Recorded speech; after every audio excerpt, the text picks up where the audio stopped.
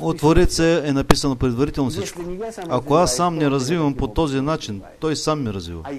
Ако аз поискам по този начин да се развивам сам, както той е определил, т.е. неговите мисли станат мои мисли, неговите желания станат мои желания, т.е. приемам всички негови свойства като мои, то тогава ще се развивам не по негово желание, а по свое желание, без съпротивление, а с удоволствие, разбира се, без страдание.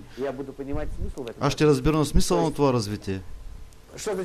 Какво значи предписано, когато ние говорим има път чрез страдание или път чрез разумно развитие? Ние вече говорим с това, че всичко е предписано.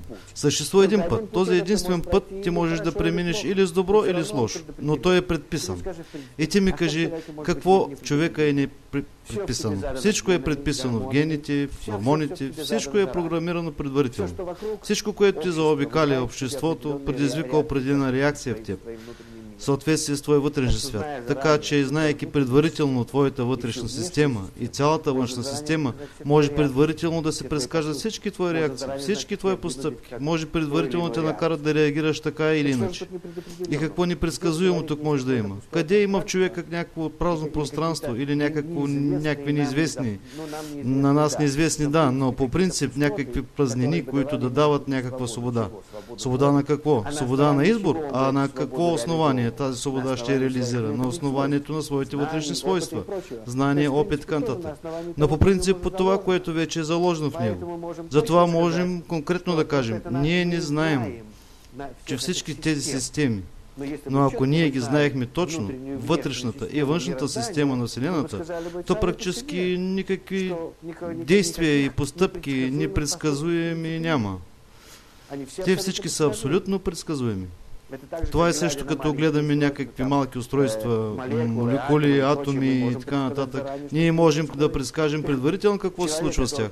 Човек, който представлява един огромен техен конгломерат на всички тези малки системи, на нас просто не е трудно още да ги изчислим. Поведението, всичките му реакции, но по принцип всичко това може да се изчисли и разбере.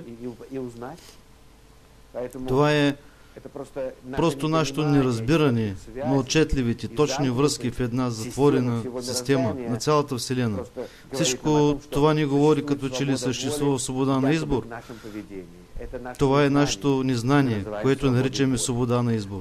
А свободата не е в това. Свободата на избор е в това, онези необходими степени на развитие, онези необходими действия, които ние сме длъжни да направим, мислите, които трябва да дойдат към нас. Всичко, което ние сме длъжни да реализираме, е да поискаме да го направим, защото ще видим, че това е най-правилното, че това е най-естественото и най-щастливото.